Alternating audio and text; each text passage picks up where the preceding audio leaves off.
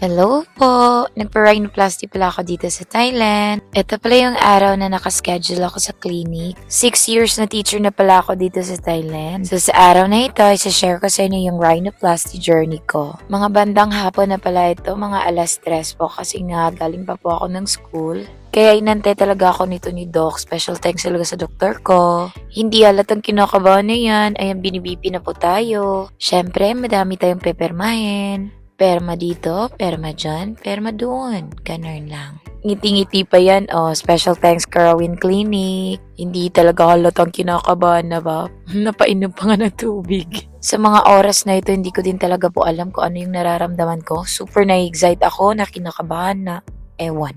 Alam kong tatanungin niyo ako kung ba't ko to pinasukan. Lahat naman nakakilala talaga sa akin, alam na alam nilang wala akong plano sa mga ganitong bagay. Pero sabi ko kasi sa sarili ko, kapag may mga opportunity dumadating, tatanggapin ko, pero i-check ko pa din. Ilang buwan ko din talaga tong pinag-isipan, guys, kaya hindi din to basta-bastang desisyon na ginawa ko sa buhay ko. Pasensya na muna sa boses, balik husky tayo kasi nga pasukan na ulit. Pinaihi mo na pala ako kasi hindi na daw makaihi mamaya. Para mawala na din daw yung kaba ko. Ito nga pala yung pinakamalaki opportunity na natanggap ko sa taong ito. Thank you so much 2025. At ito din ang pinakamalaking birthday gift na natanggap ko. Pinatanggal pala yung makeup ko dito. 2 beses pala ako naghilamos kasi yung sabon nila ba parang may alcohol. Naanghangan talaga yung mga mata ko, guys. Ayan, super linis na tayo. Pero kinakabahan na talaga yan. After ko pala maghilamos ay pinictura na po pala ako for the before and after. Sorry, hindi na ako nakapag-BTS kasi hindi ko na talaga din alam anong gagawin ko. Kinakabahan na ako, naiiwan ko yung phone ko kung saan. The moment of truth, eto na nga. Ayan na, nasa loob na tayo. So in 3, 2, 1, taran! Tapos na po. May nanalo na. Oo. Ayan na. O, diba? Ang hiwi, kigibirahon man niya dari.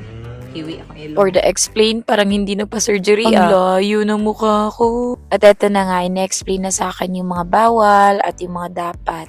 Apakaganda din talaga sa clinic dito dahil kompleto talaga. All in na, guys. From the medicines, panglinis, yung ice pack, at ina-explain na din sa akin kung paano ko inumin yung mga gamot. At paano ko maiwasan yung mga bagay-bagay na dapat iwasan at yung mga dapat hindi ko kainin, yung mga dapat kong kainin at inumin para mas madali pong mag-heal. Pero sa mga oras nito, guys, promise, hindi ko pa magalaw ng bongga yung bibig ko pero ang dalal ko kanina. Kasi grabe talaga yung anesthesia. Wala naman ako naramdaman during the surgery at saka after. Nakalimutan ko na kasi mag-video sa mga part na yun kasi hindi ko na din talaga alam ko anong gagawin. Hindi ko rin nabigay sa nurse yung phone ko. Pero may sarili naman silang video at saka pictures. Abangan ko na lang. Kung i-rate ko talaga yung sakit po ng pagturok ng anesthesia, kung 1 to 10 na yung rating ha, pwedeng 100.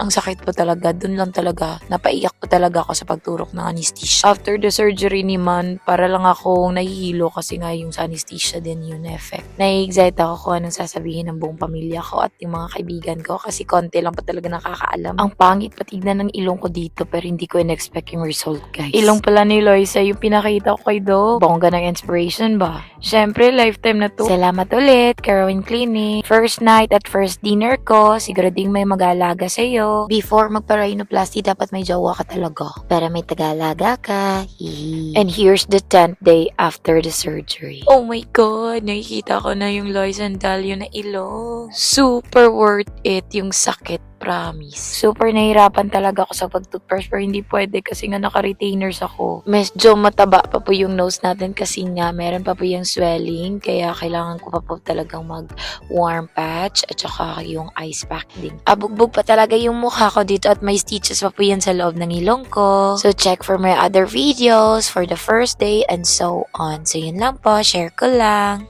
Thank you so much po sa lahat ng support and thank you so much for watching. See you again next time. Bye! Always believe in yourself.